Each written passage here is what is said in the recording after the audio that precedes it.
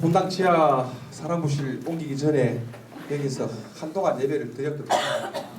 감회가 새롭네요. 촬영 시작했습니까?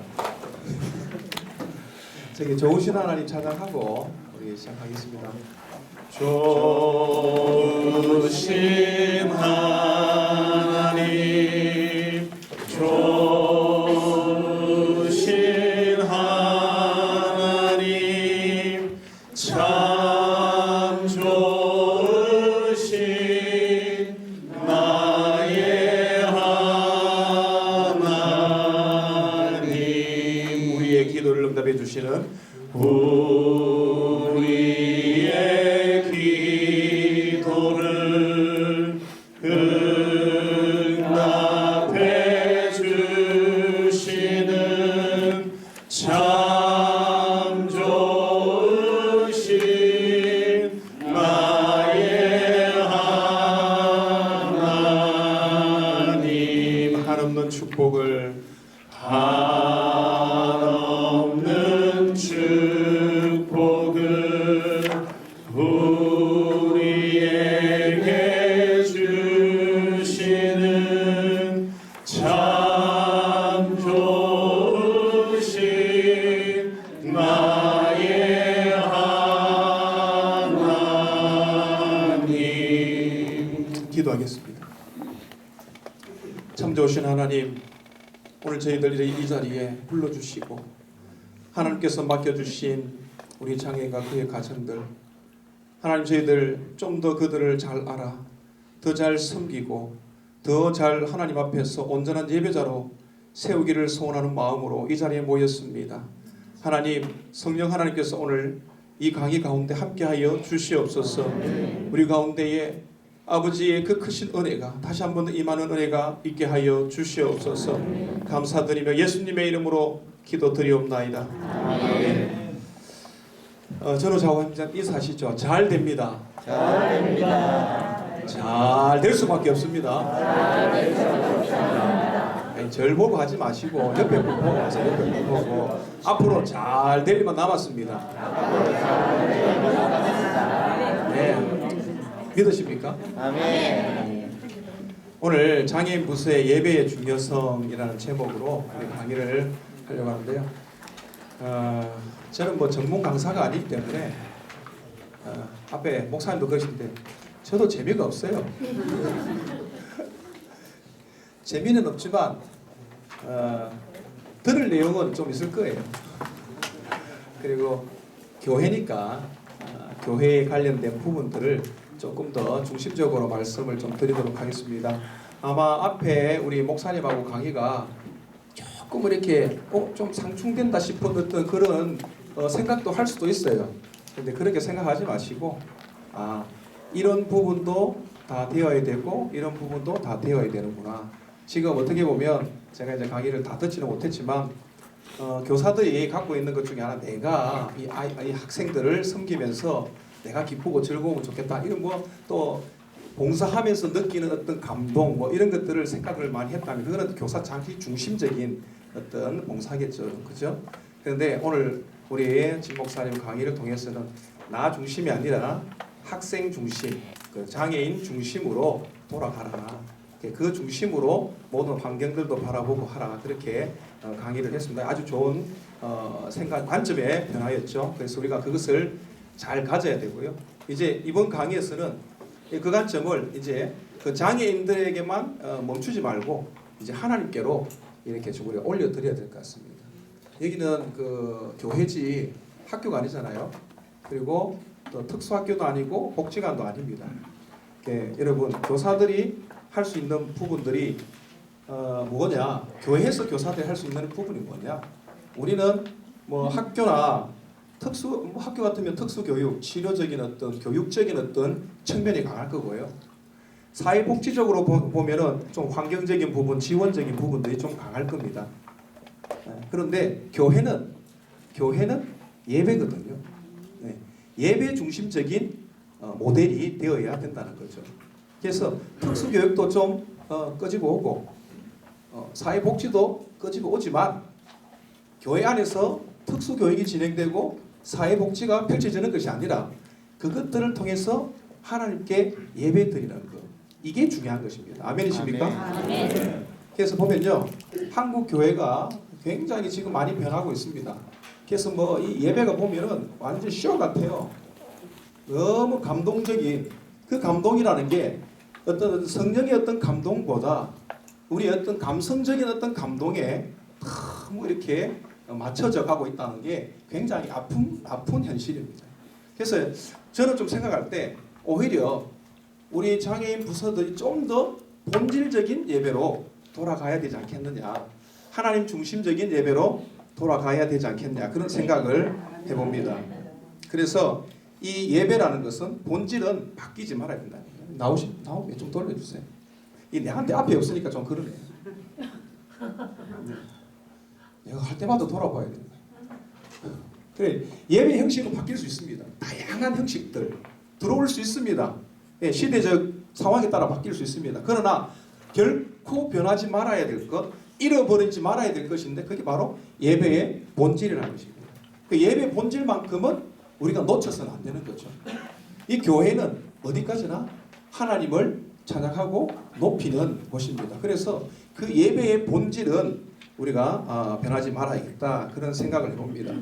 이 예배가 보면, 죄송합니다. 제가 오늘 우리 둘째가 오늘 생일에 가지고 가갖고 너무 많이 먹었더만 속이 조금 거북하면, 혹시 제가 하다가 강의하다 또 트럼이 나왔다 해도 조금 양해를 해주시고, 제가 지금 막 숨이 차가지고 지금 최근에 한 10년 20년 사이에 한국 교회에 장애인 부서가 많이 생겼습니다. 그 이전에 살펴보면 장애인 부서라고도 뭐 하기 좀 그렇고, 장애인들은 그때도 있었거든요. 근데 대부분 어떤 상황이냐면 타가의 개념, 그죠? 보호의 개념. 부모가 예배를 드려야 되니까 어쩔 수 없이 누군가가 좀 돌봐줘야 된다, 뭐 그런 어떤 개념으로 부서가 있었고, 교육은 기대도 안 했습니다. 그런 시절이 있었습니다.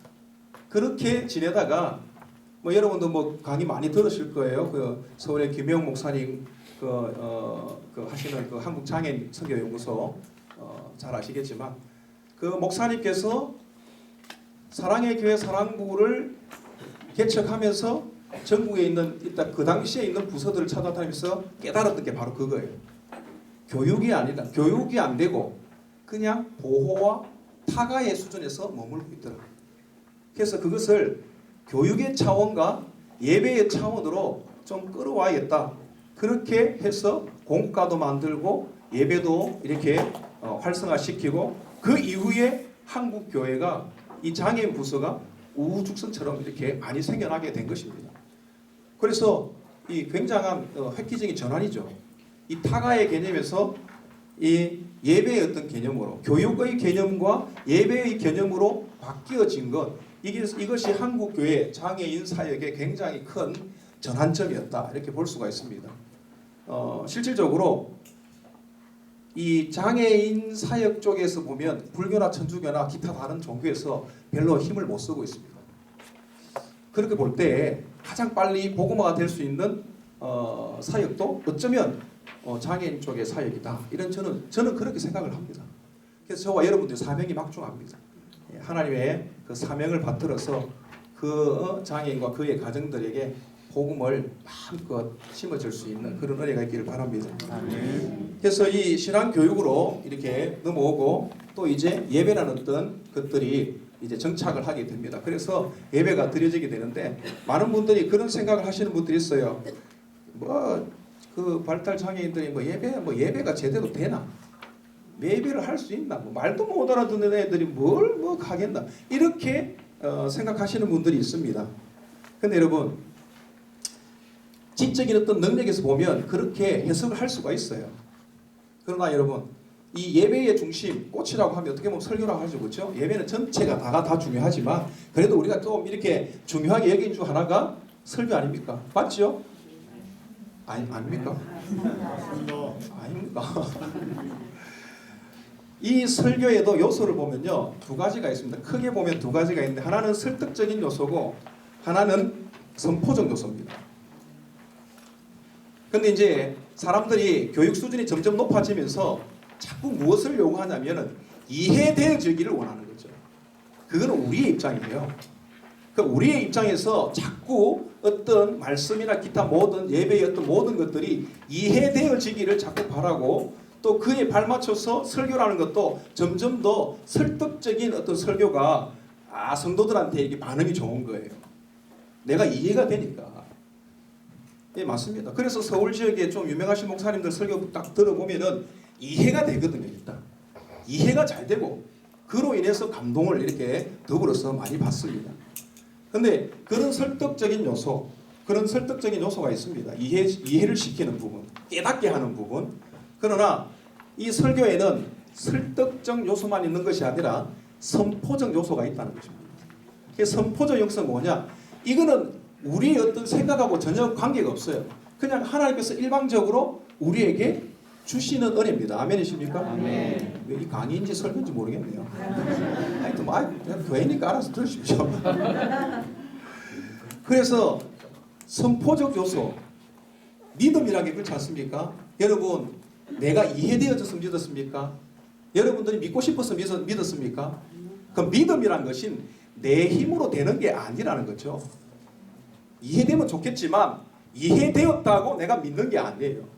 하나님께서 믿음을 주셔야 믿는 것입니다. 아멘. 마찬가지로 이 설교에는 선포적 요소가 있어서 전혀 내가 뭐 생각지도 않고 안 들으려고 했는데도 갑자기 그날에 성령께서 임하면 그 사람 속에 마음 속에 믿어지게 하시면 믿는 거예요.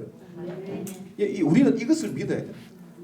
하나님의 일하심을 믿어야 돼요. 특별히 이 발달장애 사역에 있어서 어떤 설득적인 요소보다 선포적인 요소가 훨씬 더 강하다는 거예요. 이것을 우리가 깊이 생각을 해야 됩니다. 우리 장애 부서 예배의 특징 중에 하나, 이해되어져야 되지만 이해되기 위해서 하여튼 노력하잖아요. 그 애니메이션도 하고요. 막 하지 않습니까? 공과도 막 하여튼 수준에 맞게 다 하고요. 네, 해야죠. 당연히.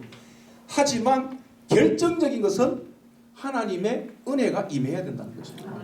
설득적 요소보다 선포적 요소가 그 자리에 있어야 된다는 것입니다. 그래서 이런 예배의 어떤 본질적인 부분들을 여러분들이 좀 이해를 먼저 하시면 좋겠습니다. 그런 가운데 우리가 이 예배란 무엇인가 한번 보겠습니다.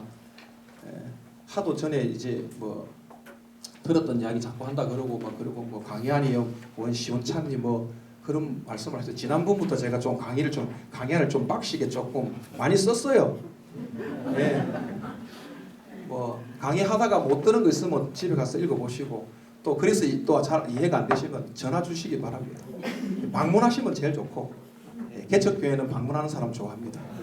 언제든지 환영합니다. 예배의 본질, 의원적 의미 있는데 잘 넘어가고 있죠? 예, 감사합니다. 히브리 말로 아바드, 에베드라 그러죠. 종입니다. 종. 예, 종. 그래서 일한다, 섬긴다 이런 뜻을 가지고 있습니다. 그래서 재물을 이렇게 뭐 바칠 때 봉사하는 서비스 이런 것들을 생각하고 하죠. 그리고 신약에서 사용되는 프로스퀴리오 이 뜻도 마찬가지예요. 주님 손에 입 맞추다, 존경에 최고의 존경을 드린다는 것, 이런 뜻을 가지고 있습니다. 영어에서는 영어로 뭐 worship이라고 하죠. worship. words와 ship 이 두 단어가 합쳐져서 된 겁니다. 그리고 최고의 가치, 신분이라는 뜻과 존경과 존귀를 받을 만한 가치가 있는 자에게 영광을 올려드리는 것, 이게 바로 예배다라는 것입니다. 그래서 여러분 지금 한국 교회 보면은 영광 받으셔야 될 하나님은 없고 하나님보다 그 어떤 무엇이 자꾸 자리를 차지하려고 하는 그런 경향이 있다는 것입니다. 그런 것들을 늘 우리가 견지해야 되고 생각을 해야 됩니다. 특별히 장애인 부서도 마찬가지겠죠. 다른 어떤 무엇이 들어와서 중심에 자리 잡으면 그때부터 예배의 본질을 잃어버리게 돼요. 하나님이 없는 예배, 그러면 그거는 끝난 거죠. 신학적 의미로 한번 보겠습니다. 사람들은 믿는 대로 예배합니다. 내가 믿는 방식대로 어떻게 그 사람에게 표현하는 것이 바로 예배거든요. 그래서 믿는 대로 예배를 하는데 먼저는 그 믿음 안에서의 응답이 있습니다. 믿음 안에서의 응답. 하나님께서 우리를 만드실 때 인격적으로 만드셨다는 겁니다. 그래서 서로 상호작용할 수 있도록, 반응할 수 있도록, 그 관계이죠. relationship 이게 있습니다.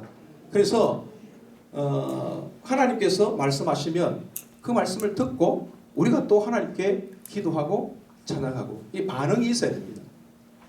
예, 관계라는 거 그렇잖아요.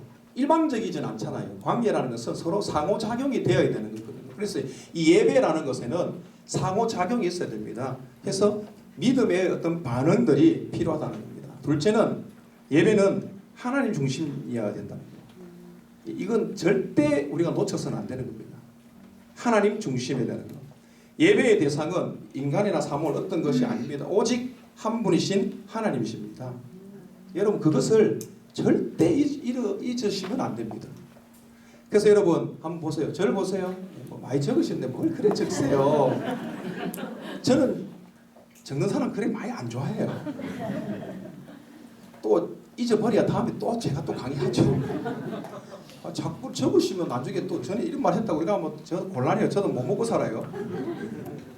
죄송합니다. 농담이고요.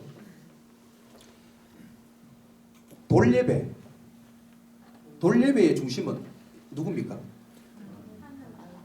지금은 이제 들었으니까 하나님이 가지. 돌예배 가보세요. 하나님이 거기 계신가?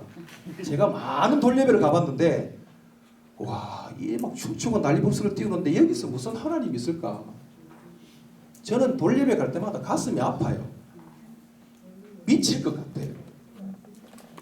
돌잡이 한다고 생쇼를 합니다. 더 파티부터 시작해가지고 뭐 그거 있잖아요. 그거 가보세요. 내가 혹시 더 파티 일하시는 분 계십니까? 이거 잘 하여튼 편집해서 내보내서 가보면은 앞에 잠깐 예배 드리는 척하지 예배가 아니에요. 회갑 예배, 이사 예배. 여러분 이런 이름이 예배라는 이름이 붙어 있으면 그 예배의 주인은 하나님이세요. 돌 예배는 왜 드리느냐? 하나님께서 이 아이를 이 땅에 태어나고 우리에게 안겨주시고 1년 동안 하나님이 지키시고 보호하시고 이렇게 잘 자랄 수 있도록 도와주신 그 은혜 감사합니다 하고 드리는 게 돌 예배입니다. 이사 예배, 내가 이렇게 살다가 이렇게 이사를 했는데 하나님께서 저 더 좋은 장막을 주시고 저 더 좋은 터전을 주셔서 감사합니다 하고 드리는 게 이사 예배예요. 계엄 예배는 이 일을 하다가 하나님께서 다른 일을 주셔서 또 다른 새로운 일을 하게 해주신 은혜 감사합니다 하고 드리는 겁니다. 그래서 여러분 저는 생각해요. 폐업 예배도 있어야 돼요. 왜? 이 일을 마무리하고 하나님께서 다른 길을 열어주시기 위해서 이 일을 마무리하게 해주셔서 감사합니다. 사실은 그 신앙이 있어야 됩니다. 그런데 뭐 예배들 이름은 예배라 붙였지만 실질적으로는 예배 아닌 예배가 너무 많다는. 한국 교회도 그런 게 많이 있지 않겠습니까? 장애인 부서들도 가보면은 이름은 예배인데 가보니까 그곳에 예배가 아니고 자기들이 뛰놀고 그냥 그러다가 그냥 끝내보내는 그런 예배가 너무 많다는 거예요. 그거는 예배가 아니고 자기들이 즐기는 거죠. 그 쇼하고 감동받고. 여러분 요새 유명한 가수 누구죠? 싸이? 우리 딸이 싸이 보고는 감동 안 하더라고요. 눈물 안 흘리던데. 근데 뭐 하여튼 예? 이죠? 어느 시대 가수입니까? 하여튼 우리 딸이 어제 개그 콘서트. 여러분들은 현관에 잘 안 보일지 몰라도 저는 너무 피곤해서 한 번씩 봅니다. 어제 그렇다고 제가 자주 보는 건 아니고 어제 이제 오랜만에 강의 준비하고 마치고 딱 하니까 딱 그 시간에 하더라고요. 그래서 우리 딸하고 둘이서 딱 보는데 샤이니인가 뭐 걔들이 딱 나왔는데 막 그러면서 조금만 하면 애 울어요. 아니 그래 그와 같은 게 우리 예배 안에 들어온다면 여러분 어떻겠습니까? 심각하게 우리가 한번 생각해 볼 필요가 있습니다. 예배의 중심, 예배의 대상은 하나님이세요. 내가 기쁜 것 좋죠. 즐거운 것 좋습니다. 울며 씨를 뿌리는 자는 기쁨으로 그 단을 거두리라 그랬는데 여러분 이것을 우리가 해석할 때 항상 보면은 야 우리가 애를 위해서 눈물이 날 정도로 열심히 수고하고 애썼더니 애가 변했더라 그래서 야 기쁘다 이렇게 해석을 주로 했는데 맞아요. 틀린 건 아닌데 그 다른 해석 중에 하나가 뭐냐면 내가 씨를 뿌릴 수 없을 만큼 내 마음이 상하고 너무 고통스럽고 힘들 때도 있어요. 여러분 그렇잖아요. 애인하고 헤어져 보세요. 예배 안 나온 청년들 많아요. 그러나 내가 마음이 너무 아파도 예배는 드려야 되는 거고 내가 너무 고통스럽지만 그럼에도 불구하고 오늘 내가 씨를 뿌린다는 예배에 가야 된다는 겁니다. 그래야 그 예배로 말미암은 기쁨을 누릴 수 있다는 겁니다. 아무리 어렵고 힘들어도 내가 그 해야 될 봄에 씨를 뿌리지 않으면 가을에 열매를 맺을 수 없다는 겁니다. 내 상황하고 관계없이 하나님이 예배를 받으셔야 되는 겁니다. 기뻐서 드리는 것도 좋지만 하나님께서는요 고통 가운데 드리는 예배 더 기뻐하세요. 우리 여러분 우리 장애 사역 하시는 분들 아닙니까? 저는 요새 며칠 암 환자 이제 말기 암 환자 신방을 가는데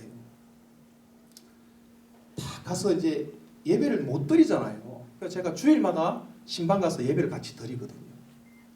그때 제가 하나님께서 제게 감동 주신 게 뭐냐면 사지 멀쩡하고 건강해서 교회 나와서 드리는 것도 정말 기쁘고 복된 일이지만 이렇게 거동할 수 없고 정말 예배 드리고 싶지만 드리지 못하는 가운데 이렇게 집에서 고통 속에서 예배 드리는 이 예배 하나님이 더 기쁘게 받으시겠다. 그 마음이 저한테 들었습니다.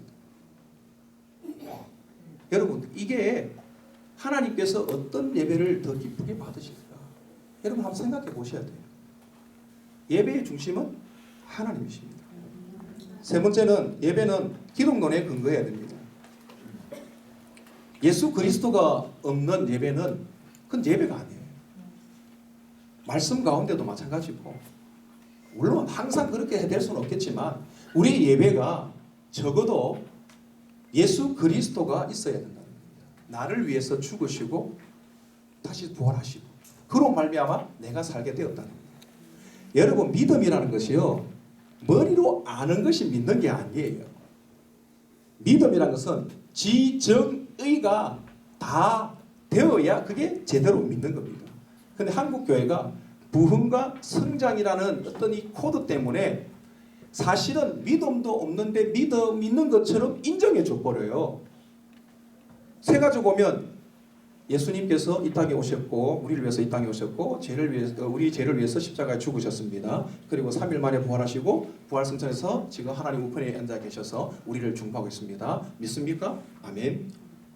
당신은 영원히 이제 지옥에 가지도 않고 천국 백성이 되었습니다. 자기는 이제 천국 백성이 된 줄 알아요. 여러분 그렇게 배우셨죠? 어떤 분들은 그게 천국 백성 된 게 아니에요. 아직 착각 그거는 그 사실을 들어서 안 거지 내가 믿은 게 아니에요. 믿은 것은 고백이 있어야 됩니다. 마음으로 믿어 의에 이르고 입으로 신하여 구원을 이루니라. 여기서 여러분 마음으로 믿었고 이제 입으로 내가 고백했으니까 내가 구원받았다 이 생각인데 여러분 여기서 이 구절에서 입으로 시인한다는 이 시인은 어떤 시인이냐면요. 그 로마 시대에 핍박받고 잡히면 잘못하면 사자굴에 잡혀 들어갈 수 있는 그 상황 속에서 너 예수 믿을래 안 믿을래? 그랬을 때 저는 예수 믿습니다. 마음으로 믿어 입으로 시인하여 그렇게 순교하는 사람들 그런 어떤 마음이 있는 사람들 그런 마음으로 신앙생활 하는 사람들 그런 사람들을 결코 내쫓지 않겠다는 게 하나님의 말씀입니다. 그리고 그게 성도의 견인이에요. 우리가 지금 성도의 견인 그러면 설교가 되는데 여러분 들으십시오. 우리는 자꾸 성도의 견인 그러면 야, 한번 내가 예수 믿어 고백하면 이제 차가 딱 퍼져도 탁 끌어가지고 착 가가지고 천국, 이렇게 지금 개념을 갖고 있는데 여러분 그게 아니에요. 견자가 굳을 견자예요. 인자가 참을 인자입니다. 켈빈은 그렇게 말한 적이 없는데 우리는 그렇게 다 가르쳤어요. 켈빈은 한 번 시험했다고 다 구원 받았다 라고 말하지 않고요. 끝까지 주님을 부인하지 않고 끝까지 믿음 안에 거하는 자들을 내가 결코 내치지 않겠다고 말했습니다. 그래서 믿음을 지키기 위해서 내가 이 땅에서 받는 환난과 핍박과 고난 속에서 내가 그 믿음 말씀대로 살려고 애를 쓰고 하는 그 모습, 그렇게 애쓰는 사람에게는 결코 내가 내쫓지 않겠다. 그게 믿음이에요. 그러려면 예수 그리스도가 없이는 안 되는 겁니다. 우리 학생들도 마찬가지입니다. 우리가 늘 고민해야 될 그거예요. 우리 교회에서는 학생들한테 숟가락 한 번 더 잘 쥐고 한 걸음 더 걷게 하는 거, 이게 우리 목적이 아니에요. 그거는 학교에서 하고 복지관에서 합니다. 물론 그걸 하지 말라는 게 아니에요. 그것도 해야 되죠. 하지만 교회에서 정말 해야 되는 것은 그것들을 특수교육적인 사회복지를 가져와서 이들이 결국은 입술로 시인할 수 있도록, 그리고 그 믿음 시인한 대로 말씀대로 살아가려고 그 아이들을 영적으로 지도하는 것, 그게 우리가 해야 될 일입니다. 네 번째는 성령론에 근거해야 된다는 것. 예수님께서 부활 성천하시고 난 다음에 교회에다가 우리에게 주신 게 뭐냐면 성령님이에요. 지금은 성령께서 우리에게 능력을 주셔서 일하게 하십니다. 구원받는 믿음을 주실 뿐만 아니라 하나님의 일을 감당할 수 있도록 하나님께서 우리에게 주신 게 뭐냐? 그게 성령의 능력이에요. 성령이 너에게 임하시면, 여기서 성령이 너에게 임하는 것은 성령의 능력을 말하는 것입니다. 베드로가 복음 사역을 감당하기 위해 하려고 할 때 이전의 관계, 이전과 다른 완전한 다른 모습을 보이는데 성령의 능력을 받아서 그런 거죠. 그래서 여러분, 교사도 마찬가지입니다. 교사가 학생한테 무엇으로 가장 능력을 줄 수 있느냐? 성령의 능력입니다. 여러분, 특수교육 몇 번 한다고 여러분들이 특수교사들처럼 하지 못해요. 배우지 말라는 소리는 아닙니다. 그러나 여러분들이 더 중요하게 생각할 것은 성령 충만. 교사가 성령 충만입니다. 성령의 능력을 받아야 됩니다. 은혜를 받아야 됩니다. 그리고 다섯 번째, 기독교는 교회론과 연결되어 있다는 것. 그래서 서로 안에 교제가 있고 또 중요한 것은 세례와 성찬이 베풀어져야 한다는 것입니다. 그래서 여러분, 장애 부서, 지금 많은 부서에서 세례도 주고 성찬도 할 건데요. 이거 꼭 하셔야 됩니다. 왜냐면요, 하나님의 은혜의 통로, 하나님의 은혜가 우리에게 임하는 통로가 세 가지 아닙니까? 말씀, 기도, 성령. 하나님의 은혜가 우리에게 임하는 통로가 그 세 가지예요. 여러분, 세례 받을 때 여러분은 다 고백했어요. 보면 나와요. 교리에 보면 말씀, 기도, 성령. 그래서 이 성찬, 떡을 떼고 세례를 주고 성찬을 하는 이 안에 성령의 강력한 임재가 임한다는 것입니다. 그래서 여러분, 이게 그냥 찍고 그냥 떡 하나 치고 먹고 넘어갈 게 아니고, 이 떡을 먹으면서 이 떡의 의미, 이 잔의 의미, 이것들을 우리 학생들한테 할 수 있으면 설명을 해줘야 돼요. 그리고 그들이 그게 안 될 것 같죠? 제가 한 6, 7년 전에 싱가포르에 비전터를 다녀왔는데 시티 하비처치하고 FCBC라는 교회를 탐방을 했습니다. 시티 하비처치는 토요일 날 잼이라는 어떤 것으로 해가지고 예배를 드리고 있고요. FCBC는 주일 날 예배를 드리는데 두 교회가 완전히 차이 나요. 시티 하비처치는 진짜 거기는 모르겠어요. 제가 볼 때 그렇습니다. 거기는 완전히 예배가 아니고 쇼예요. 설교자도 없고 그냥 찬양 이런 것들 그게 중심이에요. 이렇게 두 교회를 딱 짬뽕하면 좋겠던데 일단 그 다음 FCBC를 가니까 거기는 뭐 찬양도 별로 그렇게 안 하고 아이들 딱 앉아가지고요 한 달에 한 번씩 성례를 하는데 이 성찬을 하는 거예요. 한 달에 한 번씩. 근데요, 와, 그 목사님 진짜 대단하대요. 나 진짜 깜짝 놀랐거든요. 이 빵을 들고 그 장애인 학생들은 빵 들고 한 30분 설교하대요. 와, 왜 그러면서 또 내가 놀란 게 뭐냐면 아니 걔들이 한 명도 그걸 안 집어넣더라고 입에. 그게 훈련이 됐다는 거죠. 안 되는 게 아니라 안 했을 뿐이죠. 그 들고 30분을 와 진짜 설교도 지루한데 그 들고 앉아 있는 거 보니까 하더라니까요. 자꾸 우리는 너무 우리 학생들이 안 된다 못한다 뭐 이렇게 하는데요. 여러분 어느 부분은 우리가 좀 잘못 알고 있는 부분도 있습니다. 의외로 해요. 그리고 여러분 아마 잘 아실 거예요. 솔직히 말해가지고 사람과 학생들이 많이 떠듭니까? 주일학교 1, 2학년 애들이 많이 떠듭니까? 예배실에 한번 가보세요. 근데 웃긴 거는 1, 2학년 아들이 막 뛰어들면은 아이고 뭐 그럴 수도 있지 뭐 이러면서 우리 애들이 뛰는 뭐 이놈의 자식이 막 교회의 어떤 시선이 좀 그래요. 여러분 안 그렇습니까? 그 제가 볼 때는 제 애들이 더 떠드는데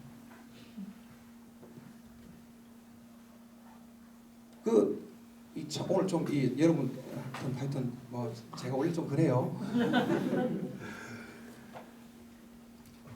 제가 수영로 교회 가지고 처음에 이제 두 번째 부장님이 첫 번째 부장 1년 하고 그만두시고 제가 좀 사실은 제가 잘 못했어요. 그 부장님 제가 잘 못 섬겨가지고 제가 잘못 알고 있는 지식을 가지고 압박을 가해가지고 사임하시고 이제 두 번째 부장님이 10년 저하고 같이 사역을 했는데요. 그 부장님을 처음에 만났을 때는 아주 얌전해 보이시더라고요. 근데 와 기도를 이렇게 부탁을 했는데 막 기도를 어떻게 하느냐면요. 하나님 아버지요! 막 이러면서 막 그러면서 막 땀은 머리부터 발끝까지 막 핏대를 올려가지고 머리부터 막 땀을 막 철철 기도하는 거예요.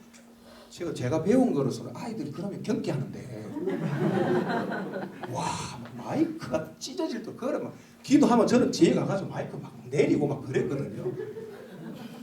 그래서 제가 집사님 그렇게 기도하시면 안 됩니다. 애들 놀랍니다. 그리고 애들 막 문쟁도 일하고 안 됩니다. 이러면 제가 몇 번 그랬어요. 근데 우리 그 집사님도 자폐적 요소가 좀 있는가 봐요. 안 고쳐지는 거예요. 둘 중에 한 명이 고쳐져야 되는데 우리 그 부장님이 안 고쳐지고 계속 그냥 막 부르짖고 기도하는데 시간 지나니까 애들이 적응하더라고요.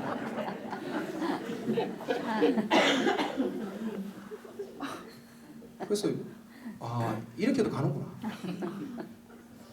그래서 제가 느끼는 게 그거예요. 이런 방법도 있고 저런 방법도 있고 하나님이 하시는 일은 알 수가 없다. 그런 생각을 해봅니다. 그래서 여러분 이 교회 안에 성례전이 있어야 되고 세례와 성찬이 있어야 되고 학생들 가능하다는 거. 그래서 여러분들이 그것을 기도하시면서 도와주시면 좋겠고요. 성전적으로 볼 때는 뭐야? 아니죠. 놀래라. 50분인 줄 알았습니다. 마칠 때 된 줄 알았습니다.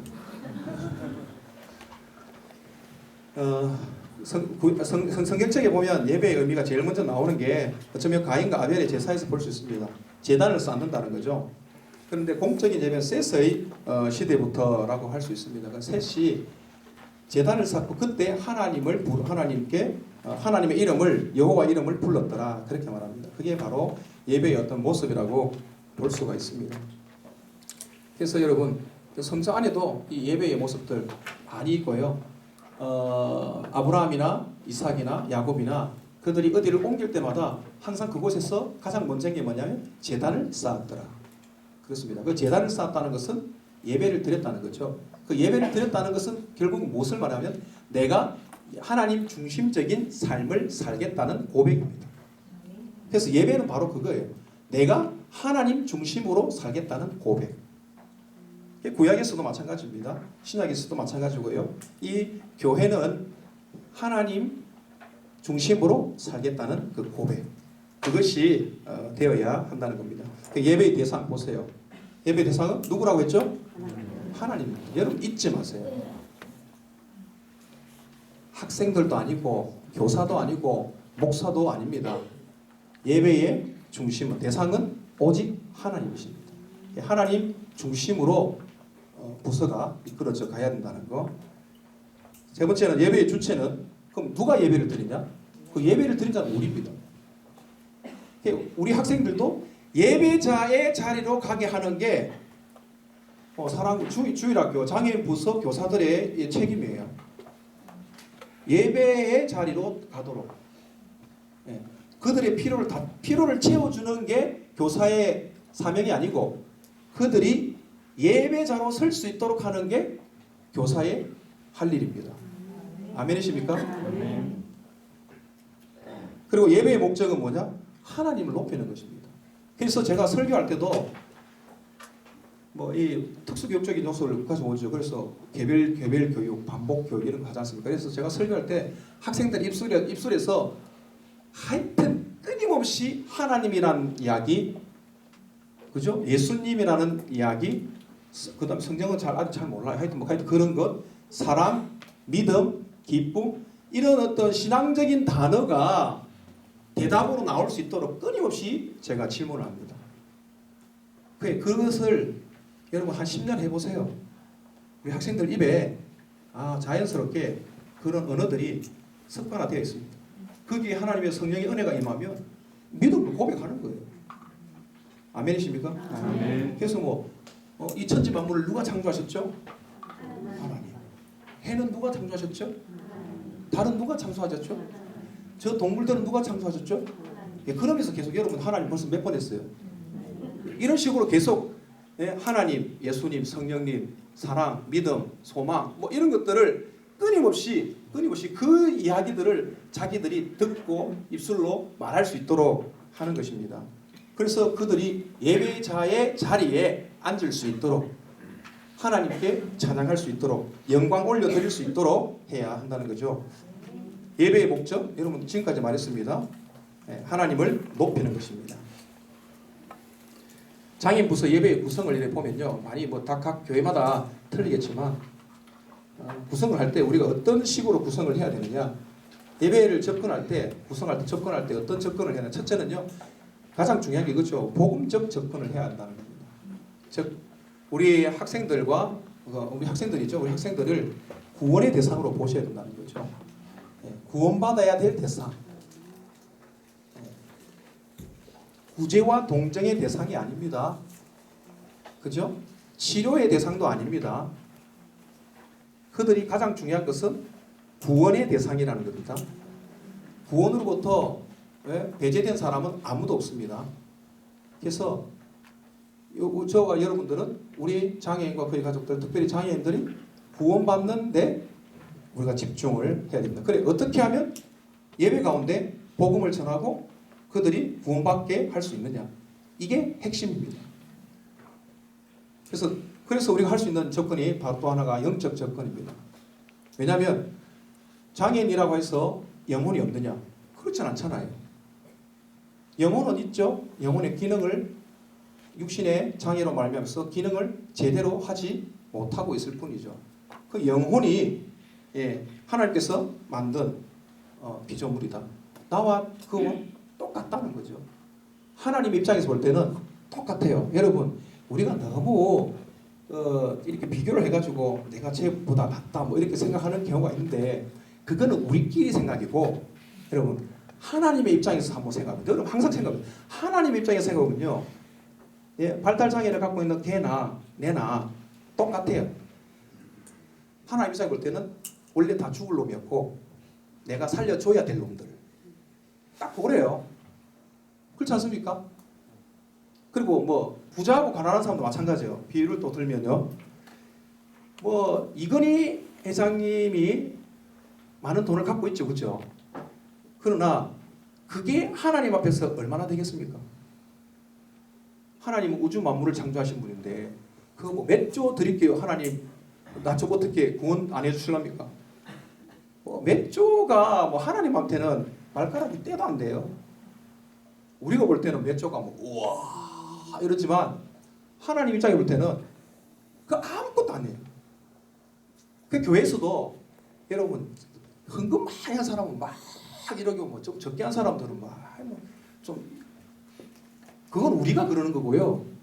하나님 입장에서 볼 때는 이 사람이 헌금한 거나 이 사람 한 거나 거기에요. 여러분 그걸 아셔야 됩니다. 그래서 우리가 모든 것을 볼 때 자꾸 내 관점에서 이렇게 바라보고 우리의 어떤 서로 있던 비교나 이런 것들로 바라볼 게 아니라 하나님이 그를 어떻게 보시느냐 그 관점으로 바라보셔야 됩니다. 하나님이 그를 어떻게 보시느냐. 그래서 그걸 제가 3의 시각이다 그렇게 하는데 교사가 그래 학생들을 볼 때 그냥 보지 말고 그냥 보면 나하고 비교하니까 다른 사람하고 비교하니까 문제가 많죠. 그러나 하나님께서 이 친구를 어떻게 보십니까? 그렇게 보면요 여러분 깜짝 놀라게 될걸요. 여러분 막 가슴속에 감동이 막 일어나는 경우도 있을 거예요. 헨리 나우엔이 그런 거 아닙니까? 아담이라는 친구를 만나서 섬기고 있는데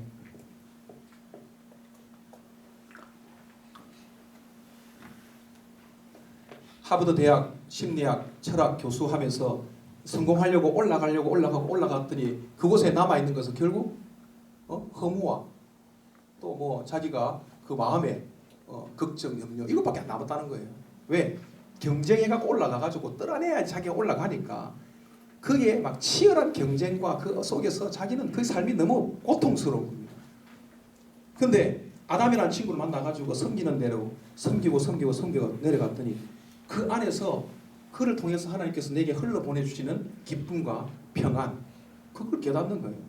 와, 이 친구가 진짜 큰일을 하는구나. 여러분 우리가 볼 땐 장애인이지 다 하나님께서 뜻이 있어서 보내셨고 그 역할들을 다 하게 하신다는 겁니다. 각자 다 마찬가지예요. 조금 더 잘나고 못하고 뭐 이렇게 우리끼리 볼 때는 그렇지만 하나님의 입장에서 볼 때는 각자 개성이고 각자 그 나름대로의 은사와 달란트와 역할들이 있다니까요. 목적이 있습니다. 그 삶의 목적이 있어요.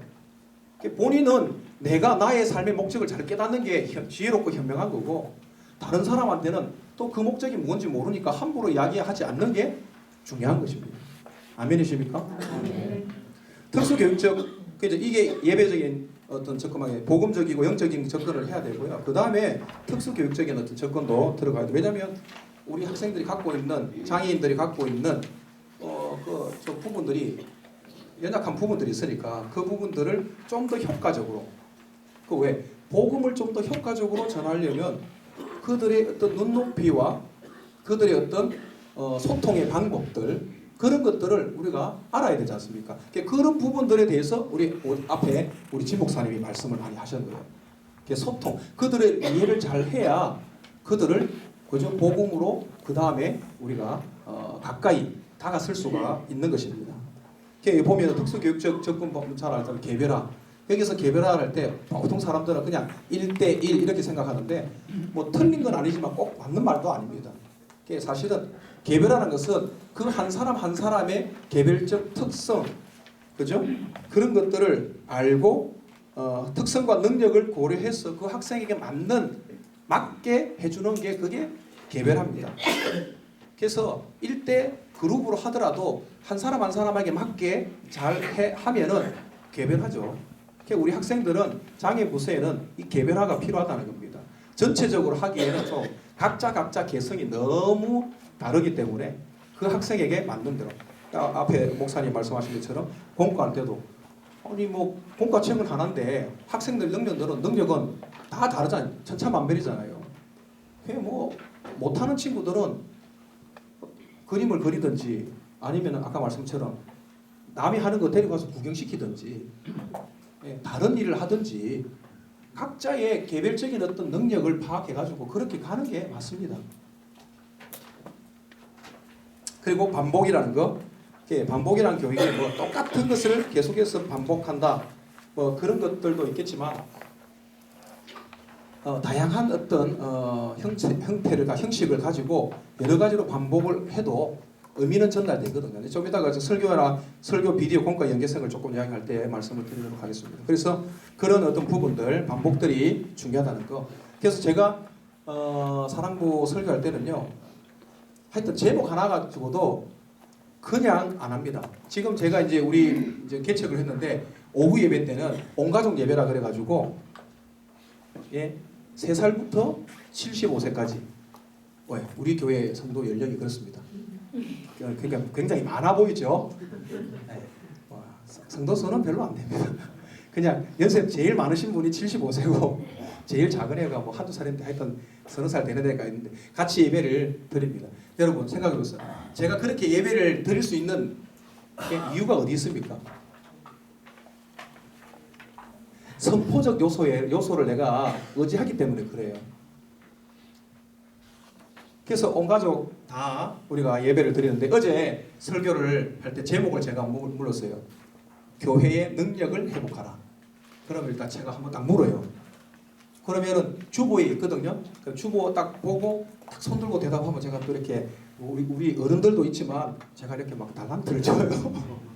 그러면 막 손 들고 대답을 하거든요. 그래서 그러면 대답하자면 교회의 복음을 능력하라. 대답을 했어요. 그럼 제가 교회의 복음을 능력하라. 박수 한번 주세요. 두 번 했죠. 자, 교회에 무엇을 회복해야 됩니까? 뭘 회복해야 됩니까? 대답해 보세요. 교회에 무엇을 회복해야 됩니까? 능력.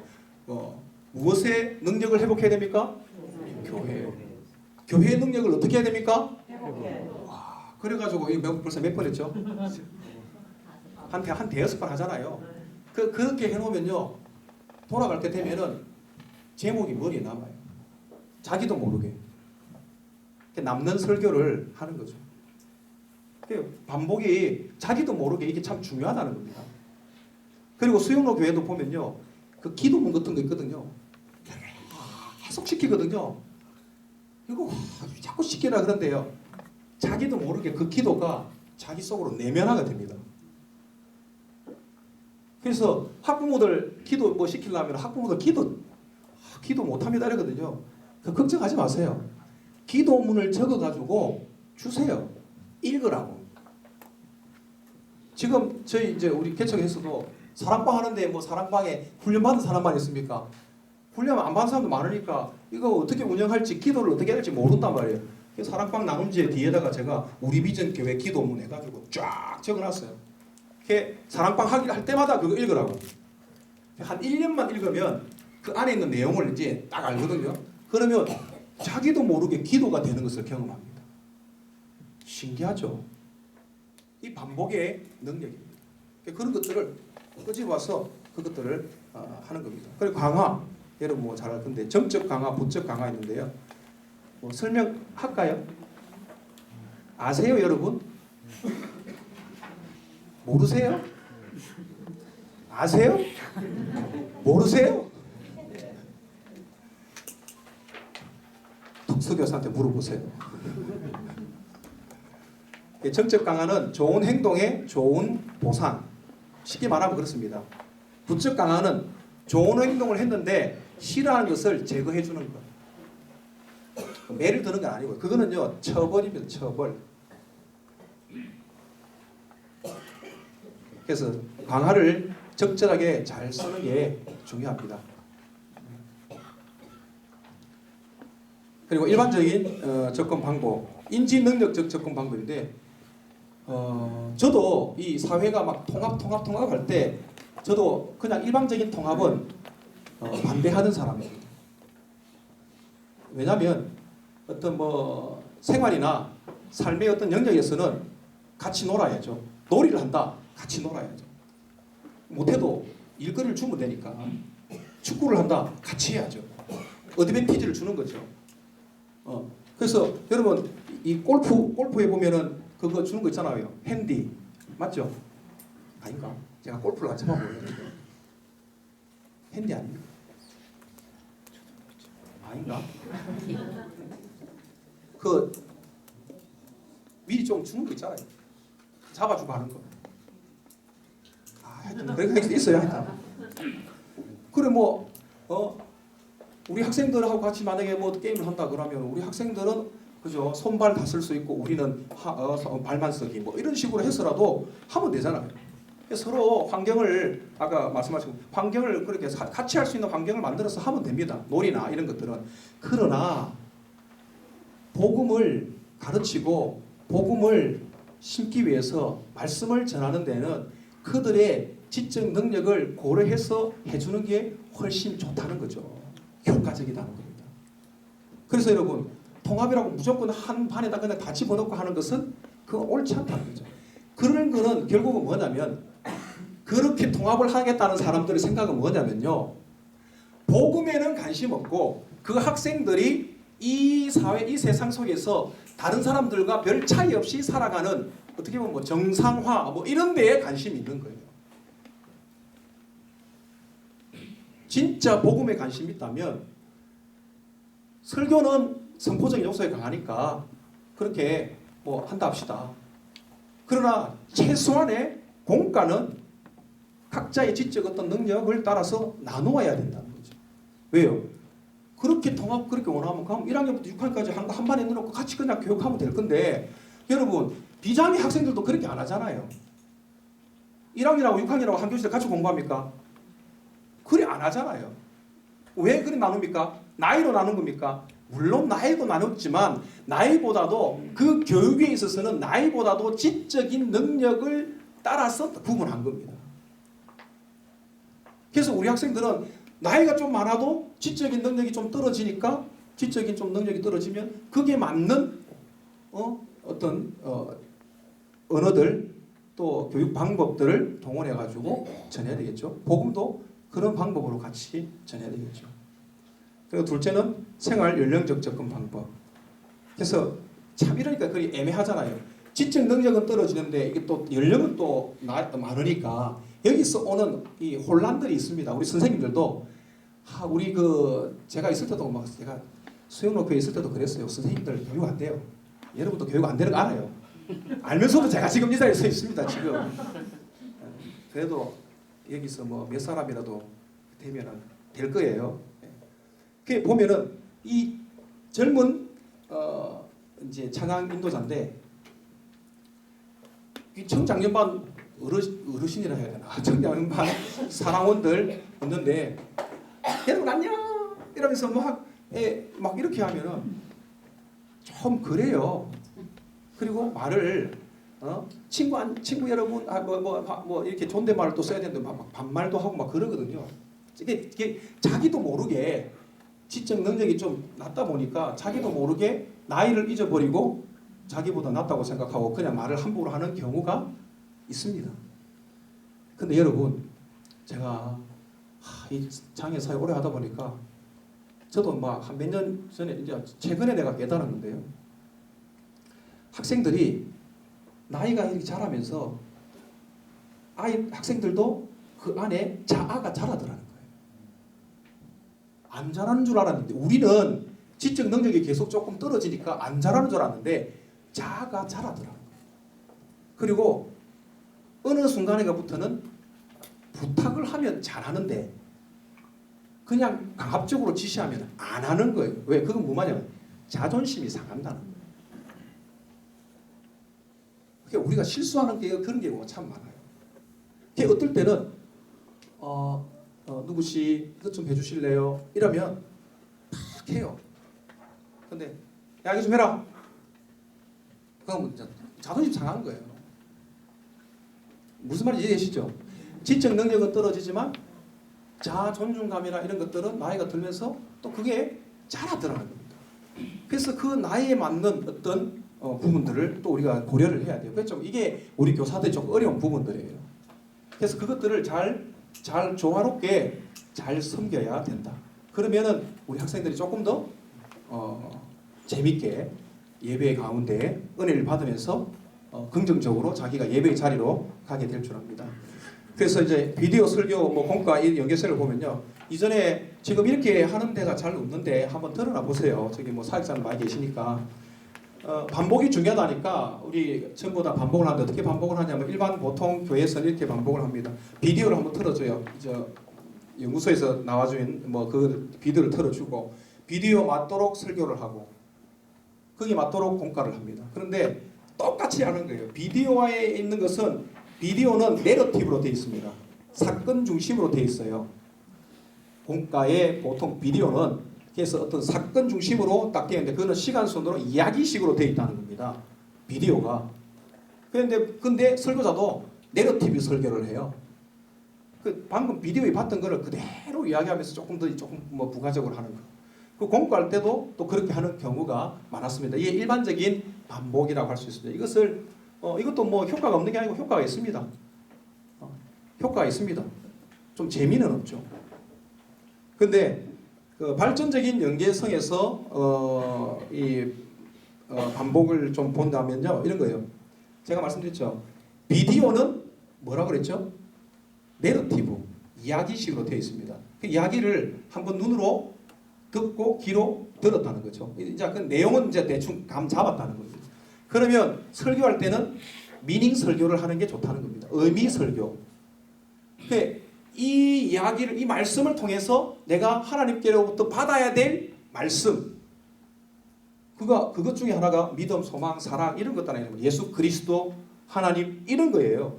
그런 것들을 중심으로 미닝을 탁 이렇게 던져 주면 학생들도 조금 어려울 수도 있겠지만 그 중에 알아듣는 것도 있거든요.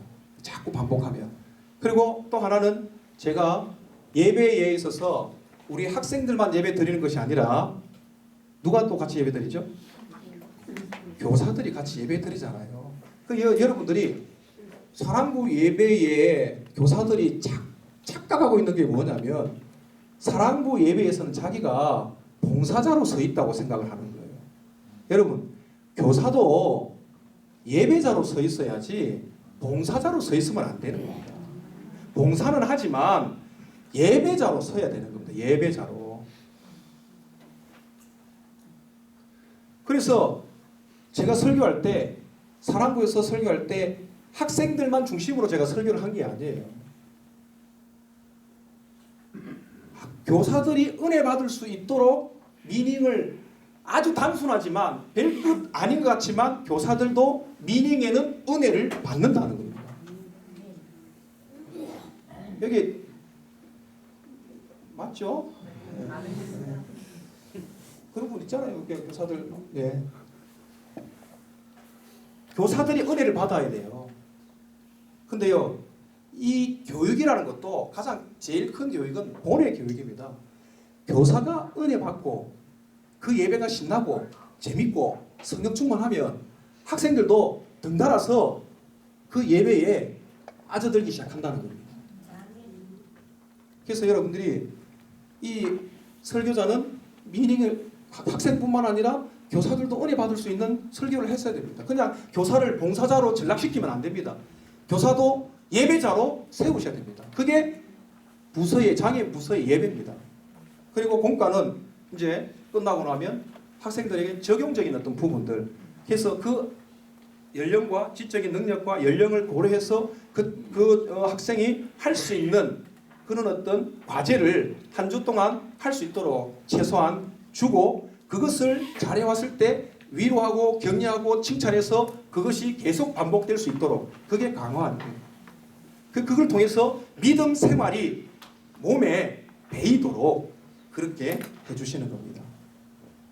장애인 부서 예배의 중요성. 여러분, 아까 누님 말씀했지만 왜 예배가 중요하나? 하나님께서 이 예배를 찾으십니다.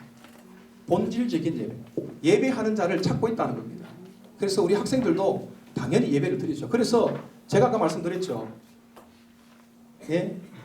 예배를 드리고 싶지만 드리지 못해서 집에 이렇게 누워있는 분들, 그분들 가서 제가 예배 드려줄 때 오히려 그때 하나님이 더 기뻐한다는 어떤 마음이 들었다는 것처럼 하나님의 입장에서 제가 이렇게 늘 생각을 한 번씩 해봐요. 그럴 때 와, 우리 학생들이 진짜 막 이렇게 예배를 드릴 때 기뻐하고 찬양하고 막 이렇게 예배를 드릴 때 하나님이 얼마나 기뻐하실까. 여러분 그걸 한번 그려보세요. 막 감동이 안 됩니까? 막 우리 학생들이 막 이렇게 찬양하고 예배 드렸는데 기쁨 예수가 찬양할 때 하나님이 그걸 바라보실 때 하나님 마음이 어떻겠어요? 우리도 자녀를 키우지만 이제 뭐 저희도 중학생도 있고 초등학교 있고 이제 이런데 막내가요 다 이러면요 이 큰애가 할 때는 그렇게 감동이 안 오는데 막내가 그렇게 하면 막 그래 감동이 와요. 하나님 입장에서도 여기 보면은 와 우리 학생들이 드리는 예배를 하나님 진짜 좋아하시겠다 기뻐하시겠다는 그 마음이 있는 겁니다. 그리고 이 예배 가운데 그게 뭐 장애인 예배 일반 예배 별 다른 거 없어요. 본질은 똑같아요. 그래서 이 장애인들 이 예배 가운데 뭐가 있냐면 일반적인 예배 가운데도 은혜를 받으면요 뭐가 있냐면 치유가 일어납니다. 회복이 일어나잖아요.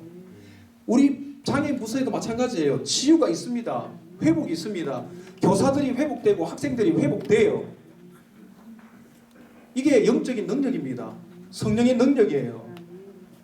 자꾸 우리가 이것을 활용하지 않으니까 자꾸 이게 사라져 버리는 거예요. 힘이 없어요. 능력이 없어요. 사도행전에 분명히 나타나 있지 않습니까? 성령의 능력이. 지금 이 시대에도 그 능력은 살아 있습니다. 잊지 마세요. 학생들이 예배에 딱 들어오면 조금 지나면 학생들이 변화들이 일어납니다. 벌쩍벌쩍 뛰는 친구들도 한두 달만 지나면요 예배 잘 드려요. 대체적으로 여러분 안 그렇던가요? 한두 달만 지나면 대체적으로 다는 아니지만 대체적으로 적응을 합니다. 그리고 예배의 기쁨이 있잖아요. 제가 지금도 이 거제도에 간 친구가 있는데 지금도 이렇게 가끔씩 문자도 오고 전화도 가끔씩 와요. 자주 오는 건 아니고 1년에 한 3번, 4번 캠프 때쯤 해서 주로 집중적으로 문자가 옵니다. 그리고 뭐라고 문자 내용이 보면 이래요. 정원아 목사님, 박규현 하나님 기도 찬양 예배. 내용이 딱 그래요. 여러분 이거 한 단어 한번 보세요. 이야, 목사님, 자기, 그리고 하나님, 기도, 찬양 예배. 멋지잖아요. 이게 고백이에요. 여러분 이렇게 합니까? 그리고 여러분 수많은 우리 장애인 학생들이 주일만 되면 월, 화, 수, 목, 금, 토일도 모르는 친구들도 주일만 되면 책가방 딱 메고 교회 갈 준비 딱 하잖아요. 니 어떻게 알아? 너 오늘이 주일인 줄. 몰라요. 그러나 주일만 되면 자기들 나름대로 계산법이 있다니까. 자기 나름대로 계산법이 있어요. 책가방 딱 메고 준비하고 있잖아요. 그 청각장애인 중에 글도 모르는 분이 계신데 지하철을 하여튼 엄청나게 길게 여기서 저 끝까지 가는데 잘 찾아다니시는데 어떻게 찾아다니십니까? 그러니까 샌대요. 와, 우리 나 생각도 못했어요. 한정거장 갈 때마다 글자를 모르니까 어디인지를 모르니까요. 잠을 잘 수가 없어요. 자기 나름대로 세는 거예요. 자기 나름대로 방식이 있어요. 우리 학생들도 우리는 잘 모르지만 자기들 나름대로의 삶을 살아가는 방식들이 있습니다. 하나님이 그것을 활용하실 거예요. 크게 세 번째는요, 구원의 통로 아닙니까? 학생들, 학부모들 보세요. 우리 학생들, 학부모들이 얘 아니었으면 내가 어떻게 예수 믿었겠나 그렇게 고백하는 사람들 많지 않습니까? 수연호교회 사랑고 옛날에 사역할 때 그런 친구가 있었어요. 열이 막 40도 이렇게 나는데 아침에 일어나자마자 막 주일날 교회 가야 한다 가방 들고 막 그러니까 엄마가 얼마나 화가 나겠어요. 니 지금 아픈데 어디 가냐고 집에 있으라고 막 그러는데 나 교회 가야 돼. 나 교회 가야 돼. 교회 가야 돼. 그러죠. 그 어머니가 화가 나가지고 뭐 때문에 가야 된대. 그랬더니 얘가 하는 말이 나 교회 가서 예수님 만나야 돼. 그 엄마가 깜짝 놀란 거예요. 이 어머니는 원래 천주교 신자거든요. 그런데 자기가 성당 가면서 한 번도 자기가 예수님 만난다는 생각을 한 적이 없는데 자기 자녀의 입에서 예수님 만나러 간다는 소리를 듣고 이 쇼크를 충격을 받았어요. 그래서 예수 믿고 그런 일이 일어난다니까요. 그 학생들 때문에 우리 자녀들 때문에 그 부모들이 얼마나 많이 지금 예수 믿고 신앙생활 합니까? 그리고 이야 혹시 여기 장애인 학부모님 계시죠? 아마 있을 것 같은데 그냥 손들지 마세요. 대답도 하지 마시고 처음에 제가 이 사역할 때 수연호교회 사랑부도 장애인 부서가 없었기 때문에 생자백의 엄마들이 많이 왔습니다. 그래서 그 엄마들이 저한테 제가 목사인지 목사도 몰라요. 그분들이 목사가 뭔지도 몰라요. 선생님 주로 이제 선생님이 주로인데요. 화가 나면요, 야, 그렇게 막 욕도 하고 막 그래요. 그 옆에 믿는 분은 이러는데 그 사람은 뭐 자기가 목사가 누군지도 알지도 못하니까, 야, 그렇게 나한테 삿대질하고 손깍질하는 사람이, 예? 예수 믿고 지금 신앙생활 잘해요. 지금 가끔 내가 농담 삼아 그랬거든요. 옛날에 나한테 삿대질하고 그랬던 엄마들, 참 그러시면 안 되지. 내가 농담 삼아 그러면요 막 웃어요. 찔리는 게 있으니까. 그런 부모님들 많아요. 근데 그 부모님들 보세요. 나한테 막 삿대질하던 그 부모님들이 믿음 신앙이 들어가고 나니까 바뀌기 시작해가지고 지금 얼마나 잘생긴지 몰라요. 여러분 그게 우리가 해야 될 일이에요. 그리고요, 환경을 만들어 줘야 됩니다. 학생들이 예배를 잘할 수 있는 환경들을 만들어야 됩니다. 그러나 그것보다 더 중요한 것은 환경을 이기려고 하는 믿음을 심어 주셔야 됩니다. 제가요 수원호교회 사랑부 장애인 부서 이렇게 하는데 교회에서 잘 안 해줘요.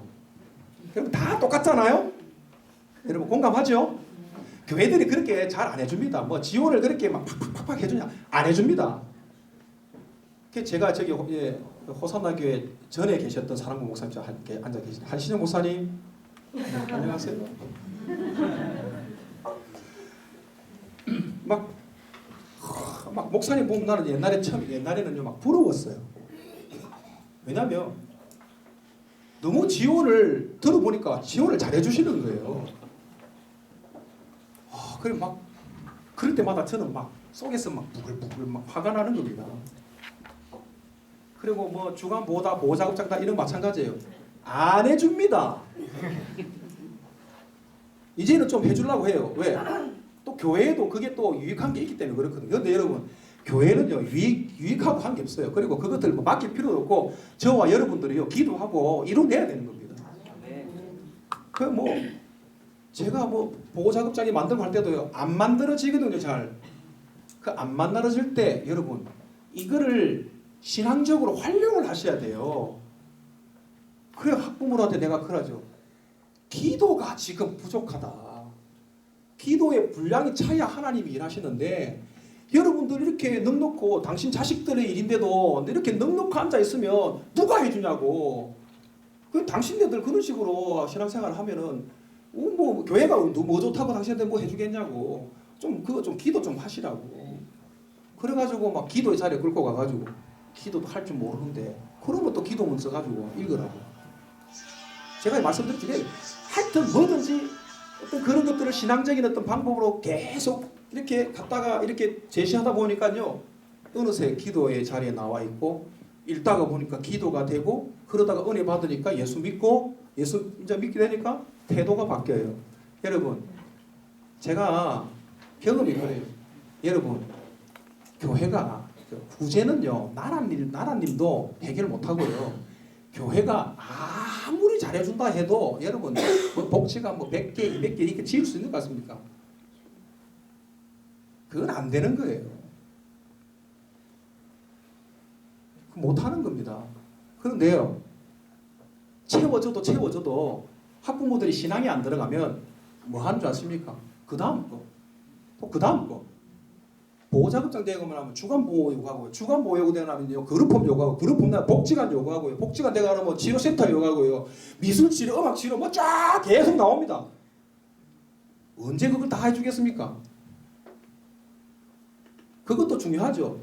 근데 반대로 한번 해봅시다. 그러면 비장애인들한테 그럼 비장애인들 가난한 사람들한테 가면 막 다 채워줍니까? 믿음으로 극복하는 거죠. 사회복지 공부하면서 제가 느낀 게 그거예요. 전 세계 사회복지 잘 됐다는 나라들 쭉 돌아보니까 특히 사회복지에서는요 최고로 치는 사회복지들이 뭐냐면 유럽 국가들입니다. 근데 여러분 보세요. 유럽에 제일 먼저 복음이 시작됐는데 지금 유럽 국가 중에 복음이 제대로 지금 살아있는 나라가 몇 나라 되는가? 여러분 안타깝지만요. 사람은 악한 재성이 있었어요. 잘해주면 잘해줄수록 신앙생활 어려워져요. 그렇다고 여러분 억지로 막 그러니까 막 환경도 안 해주고 막 발로 막 주차고 이런 건 아니고 잊지 말아야 될 게 그거라는 겁니다. 본질을 잊지 말아야 된다. 그래서요 믿음이 들어가면 부모님의 태도가 어떻게 되냐면 이렇게 나옵니다. 목사님 제가 어떻게 하면 되겠습니까? 이거 해주세요 저거 해주세요 막 하던 사람도 진짜 믿음이 제대로 들어가면 일단 참아요. 그리고 자기가 할 수 있는 부분이 뭔가를 믿음이 있기 때문에 찾아가기 시작한다는 겁니다. 그러나 믿음이 없는 사람은 끊임없이 자기 걸 요구합니다. 그 교회는요 신앙을 심어야 되고 신앙으로 회복돼야 됩니다. 그리고 자기 삶을 사는 게 아니에요. 하나님을 높이고 영광 올려드리는 삶을 살게 하는 것입니다. 내가 이 땅에서 잘 먹고 잘 살고 남들 보란 듯이 사는 게 아니라 이 삶을 통해서 하나님 영광 받으세요. 이게 우리의 해야 될 일입니다. 예배도 마찬가지예요. 장애인 부서도 딴 건 아닙니다. 했더니 삶에도 변화가 일어나요. 예배 잘 드리면요 삶의 변화도 일어나요. 어떤 친구 그래요. 막 삶이 변하니까 학교에 전화가 와요. 어머니 혹시 뭐 요새 다른 일 하는 거 있습니까? 그랬는데 아니요 다른 거 없는데 그냥 교회 보는 게 밖에 없는데 그래 다른 거 한 게 바뀐 게 없고 교회 간 거밖에 없는데 애가 변하더라. 뭐 다 그렇게 되지는 않겠지만 하나님이 뜻이 있으면 역사하시면 변화가 일어나는 겁니다. 교회 성장 마찬가지예요. 여기서 좀 내가 안타까운 게 있는데 여러분 교회들요 대부분 다 성장했을 거예요. 부흥하고 성장했을 겁니다. 장애인 부서 하는 교회 치고 마이너스 된 교회들 내가 못 봤어요. 거의. 재정요. 장애인 사역하기 전에 마이너스였던 재정이요. 장애인 사역하는 게 플러스가 됐다는 제가 그런 감정도 들었어요. 그럴 수밖에 없죠. 하나님이 기뻐하는 사역하는데 하나님이 복을 주죠. 그리고 교회가 마땅히 해야 될 일을 하지 않고 있다가 마땅히 해야 될 일을 하면은 당연히 그 성도들이 눈을 뜨고 일들이 막 생겨나고 의욕이 생기고 그러다 보니까 교회가 활력이 생기고 그러면 교회가 부흥하는 거죠. 교회가 부흥합니다. 사회적 인식의 전환도 생깁니다. 교회가 장애인들을 품고 잘 섬기면 교회에 대한 인식의 변화가 되겠죠. 교회 인식이 변화되면 곧 사회 인식도 변화되게 된다는 것입니다. 제일 출발점이 어디입니까? 먼저 우리가 변화되게 되죠. 장애인 사역하고 있는 저와 여러분들이 먼저 이 장애인에 대한 인식의 변화가 있어야 되겠죠. 여전히 제가 보면 연세 조금 있으신 분들 가운데는 계속 아이고 자식아 니 불쌍했어 너. 너무 그렇게만 보지 마세요. 불쌍한 건 맞지만 더 불쌍한 건 예수 안 믿는 게 더 불쌍한 거예요. 예수 믿는 게 부유합니다. 한국 교회에 선한 영향력을 끼치고 있습니다. 여러분들이 부서가 잘 운영되고 예배가 활성화되면요, 저는 소원이 있습니다. 여러분 각 교회의 장애인 부서 예배가 이 본질을 추구하여서 교사도 학생도 그 예배 가운데 은혜 받고 막 기적이 일어나고 치유가 일어나고 회복이 일어나면 막 갑자기 그 옆에 있는 다른 주일학교도요 도전을 받습니다. 난리가 납니다. 저는 그런 것을 꿈꿉니다. 여러분들이 그런 일들을 함께 해주셨으면 좋겠습니다. 결론, 예배를 잘 드리자. 기도하겠습니다. 하나님 아버지 감사합니다. 짧은 시간에 급하게 달려왔지만 하나님, 우리가 잊지 말아야 될 것은 하나님은 창조주요, 우리는 피조물이라는 사실. 하나님께서 우리를 만드신 창조 목적이 하나님을 영화롭게 하는 것이었습니다. 우리의 삶의 목적을 우리 모두가 깨닫게 하여 주옵시고, 우리 장애인들도 마찬가지로 아버지여 그 지원받은 목적대로 하나님께 찬양하고 영광 올려드리는 은혜가 있게 하여 주시옵소서. 우리 장애인 부서가 어느 부서보다도 아버지 본질적인 예배, 하나님을 높이는 예배, 하나님께 영광 올려드리는 예배, 그 예배가 살아나게 하여 주시옵소서. 그래서 하나님이 주시는 놀라운 은혜를 맛볼 수 있는 우리 장애인 부서들 되게 하여 주옵소서. 예수님의 이름으로 기도드리옵나이다. 아멘.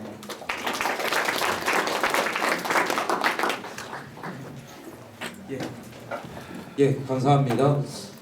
늦은 시간까지 정말 누구보다 더 열심히 듣는 여러분들도 수고하셨고 또 귀한 강의 해주신 목사님 수고하셨습니다. 우리 모두를 위해서 큰 박수 하겠습니다. 감사합니다. 예, 이제 교사대학 시행한지도 이제 벌써 반이 지났습니다. 이제 다음 주와 그 다음 주 두 번이 남았는데 이번에는 다음 주랑 그 다음 주는 이제는 특수교육을 전문적으로 강의하실 교수님 두 분이 오셔서 하실 겁니다. 그래서 특별히 우리 사랑고 또 뭐 소망군이 아주 이름 하지만 그 부서의 주 대상인 장애인들이 지적 장애와 자폐성 장애입니다. 그래서 다음 주에는 지적 장애 특성과 그다음에 뭐 교육 방법, 그 다음 주에는 우리 자폐성 장애 특성과 교육 방법 두 주제에 대해서 더 다룰 겁니다. 꼭 여러분들이 더 많이 나오시기 바라고 특히 다음 주에는 김기주 교수님이랑 우리 동명대학 계신 우리 교수님 오시고 그 다음 주에는 우리 장신대 특수교육 담당하시는 이경명 교수님 오시는데 꼭 많이 오셔서 좋은 강의, 유익한 강의 되시길 바랍니다. 하나님께 영광이 왔을 때 우리 모두 수고 마치겠습니다.